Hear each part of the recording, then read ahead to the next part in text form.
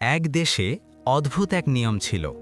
যারা বার্ধক্যে উপনীত হয়ে কাজ করতে অক্ষম হয়ে পড়ত, তাদের পাহাড়ে ফেলে আসতে হতো। ওই দেশের রাজা মনে করতেন, বয়স্কদের যত্ন নেওয়ার বোঝা কমালে সাধারণ মানুষের জীবন সহজ হয়ে যাবে। সেই দেশে এক পিতাপুত্র খুব ভালোবাসত একে অপরকে। সময় গড়িয়ে গেল, পিতা বুড়ো হলেন, তিনি আর আগের মতো কাজ করতে পারেন না। দেশের নিয়ম অনুযায়ী ছেলেকে বাধ্য হয়ে তাকে পাহাড়ে ফেলে আসতে হবে, কিন্তু বাবাকে ছেড়ে থাকতে পারার কথা ছেলে ভাবতেই পারছিল না। তবু শাস্তির ভয়ে সে বাবাকে কাঁধে নিয়ে পাহাড়ের দিকে রওনা দিল। পাহাড়ের চূড়ায় পৌঁছে তার মন কেঁদে উঠল। শেষ পর্যন্ত বাবাকে সেখানে রেখে আসতে পারল না। সে বাবাকে সঙ্গে নিয়ে ফিরে এলো এবং বাড়ির পিছনে লুকিয়ে রাখল। প্রতিদিন চুপি চুপি খাবার এনে তাকে খাওয়াতে লাগল। একদিন রাজা তার প্রজাদের বুদ্ধি পরীক্ষা করতে চাইলেন। তিনি ঘোষণা করলেন, যে ছাই দিয়ে দড়ি বুনে এনে দিতে পারবে তাকে পুরস্কৃত করা হবে। ঘোষণা শুনে লোকজন হতভম্ব হয়ে গেল। ছাই দিয়ে কি কখনো দড়ি তৈরি করা সম্ভব? ছেলেটি এই ধাঁধার কথা শুনে বাবাকে বলল। বাবা বললেন, একটা দড়ি নিয়ে বড় পাত্রে পেঁচিয়ে রাখো, তারপর সেটা জ্বালিয়ে দাও। ছেলে বাবার কথা মতো কাজ করল।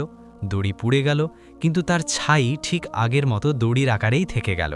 সে সেটি রাজাকে দেখালো এবং পুরস্কার জিতে নিল।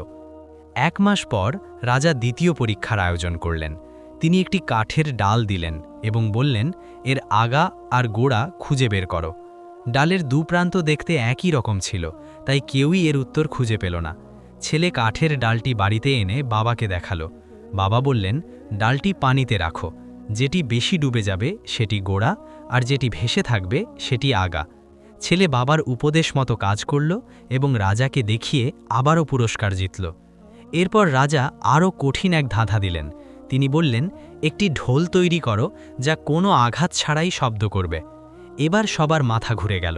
কেউই এমন ঢোল বানানোর উপায় খুঁজে পেল না। ছেলে আবার বাবার শরণাপন্ন হল।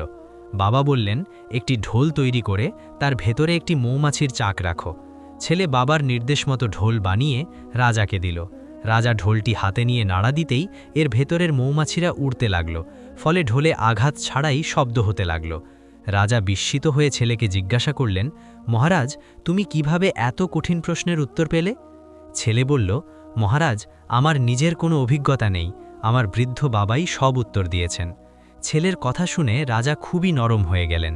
তিনি উপলব্ধি করলেন, জীবনের কঠিন সমস্যার সমাধান বের করতে অভিজ্ঞতা সবচেয়ে মূল্যবান। রাজা সঙ্গে সঙ্গে ঘোষণা করলেন, আজ থেকে আর কোনো বৃদ্ধকে পাহাড়ে ফেলে আসতে হবে না। এরপর থেকে সকল বৃদ্ধ-বৃদ্ধারা পরিবারের সঙ্গেই আনন্দে থাকতে লাগলেন। শিক্ষা: অভিজ্ঞতা অমূল্য। বয়স্করা আমাদের জীবনের আশীর্বাদ। তাদের যত্ন নেওয়া আমাদের দায়িত্বই নয়, বরং এটা আমাদের সৌভাগ্য। এরকম আরও সুন্দর সুন্দর ভিডিও পেতে মাইন্ড আপ 58 আছে আপনার পাশে।